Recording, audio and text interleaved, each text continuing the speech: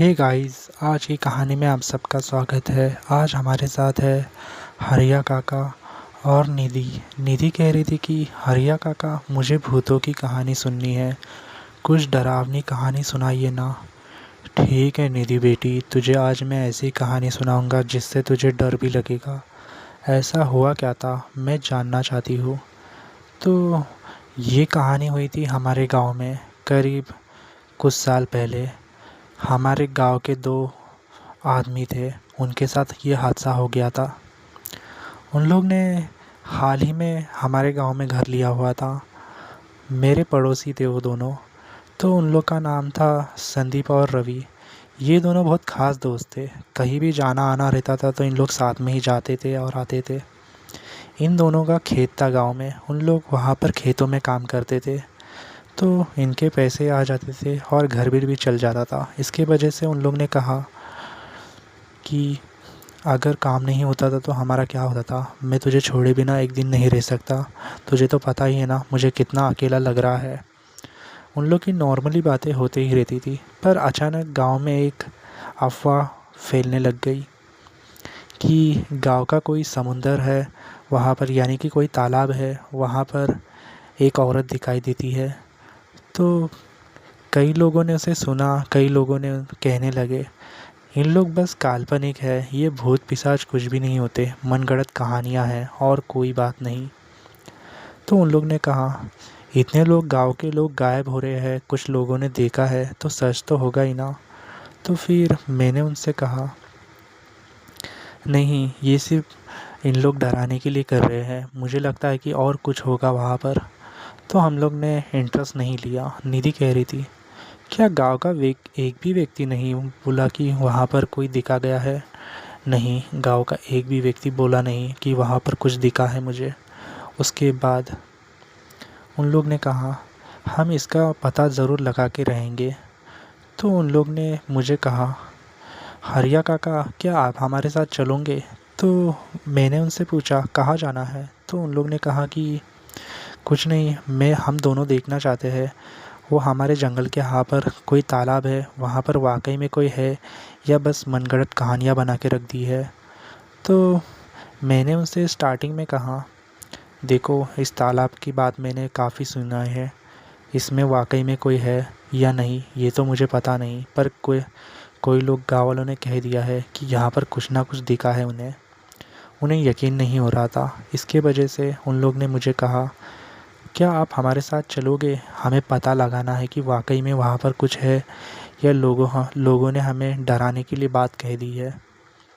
हमारे गांव के सरपंच ने कहा था अगर कोई तालाब के यहाँ पर जाता है तो मेरी ज़िम्मेदारी नहीं है, कुछ भी हो गया तो तुम मुझे ही कहोगे, क्योंकि गांव का सरपंच हूँ ना मैं, इसके वजह से।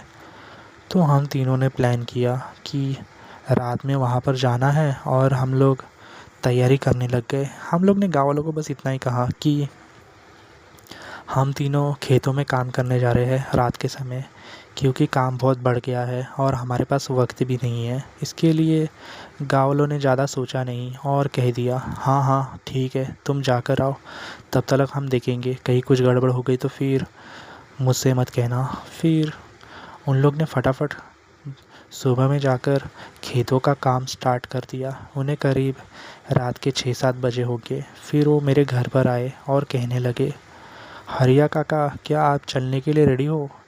तो मैंने उनसे कहा देखो, हम रिस्क नहीं लेना चाहते, बाकी तुम्हारी मर्ज़ी, अगर तुम्हें जाना है तो जा सकते हो। तो उसने कहा देखो हरिया काका, अगर आप आओगे तो हमें हिम्मत मिलेगी, आप गांव के पुराने आदमी हो, इसके वजह से आपके ऊपर हम भरोसा कर सकते हैं।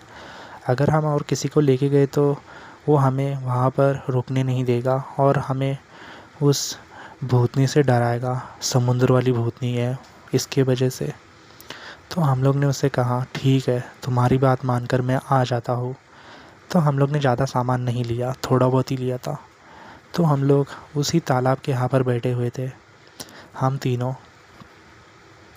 हमने करीब 12-12:30 बजे तक हम जगे रहे, हमें नींद ही नहीं आ रही थी, पता नहीं क्या हो गया था। उसके बाद हम लोग इधर उधर की बातें करने लग गए, वही नॉर्मल, कितने खेतों में हुआ है, कितना काम, वही चल रहा था हम लोग के बाद भी। उतने में वहाँ पर हमें एक हलचल सी दिखाई देने लग गई। तो अचानक एक औरत पेड़ के यहाँ पर रोने लगी थी। उसने करीब नीले कलर की साड़ी पहनी हुई थी और वो फूट फूट कर रो रही थी। हम लोग ने वहाँ पर गए और सोचने लगे, अरे संदीप और रवि, देखो वो औरत वहाँ पर ही रो रही है, कहीं कुछ गड़बड़ तो नहीं।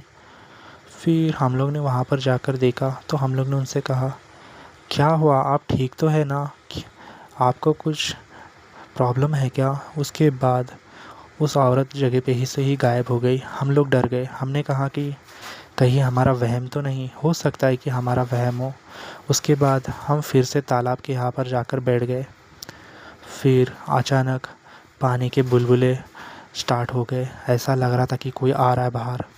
वही औरत हमारे सामने आ गई। हम तीनों से देखकर डर गए। हमारे मुंह से आवाज़ ही नहीं निकल रही थी। तो हम लोग उसे उसकी खूबसूरती देखकर हैरान हो गए।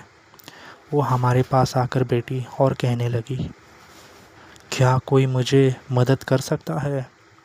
हम तीनों ने कहा, कौन हो आप और इस तालाब में से बाहर कैसे आए? तो उसने कहा कि पिछले कई दिनों से मैं इस तालाब में हूँ और मुझे हर कोई देखता है, पर मुझे इस तालाब में से कोई भी बाहर नहीं निकलता।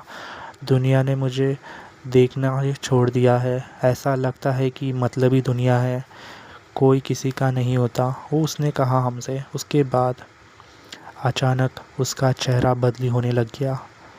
उसका जो चेहरा था वो सफ़ेद हो गया था और उसकी आंखों में से खून आ रहा था और वो पागलों जैसी बात कर रही थी, तुम तीनों मेरे ही पास आओगे और तुम्हें कोई बचाएगा नहीं। अचानक वो जो 3 फुट की थी अचानक 7-8 फीट की हो गई और उसका शरीर था वो पूरा जल चुका था और वो बस एक ही बात कह रही थी, अब तीनों मेरे पेट में जाओगे, मैं हूँ भूतनी।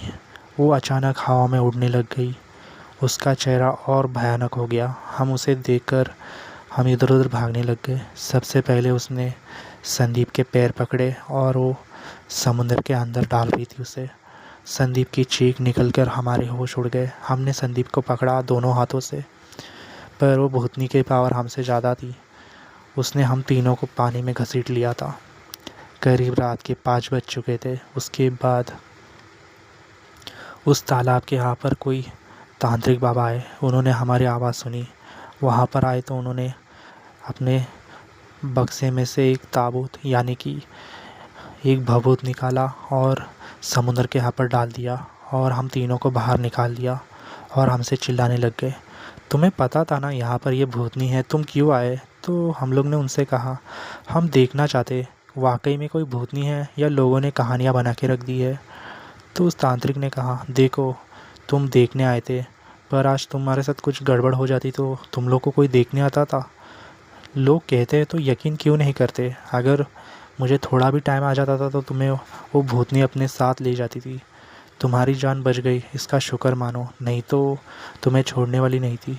फिर हम तीनों ने उससे पूछा, इसकी मौत हुई कैसे और ये हमें सता क्यों रही है?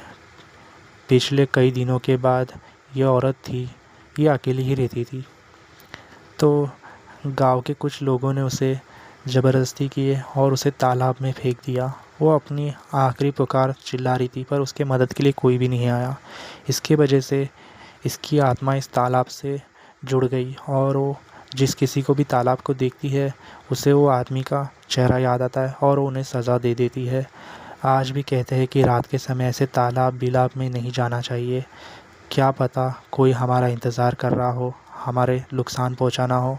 तो वाकई में दोस्तों, ऐसे जगह पे रात के समय नहीं जाना चाहिए, खास कर कि बच्चे और बड़े लोग, क्योंकि मुसीबत कहीं से भी आ सकती है। तो निधि, कैसी लगी कहानी समुद्र की भूतनी? काफ़ी अच्छी कहानी थी, मुझे पसंद आ गई।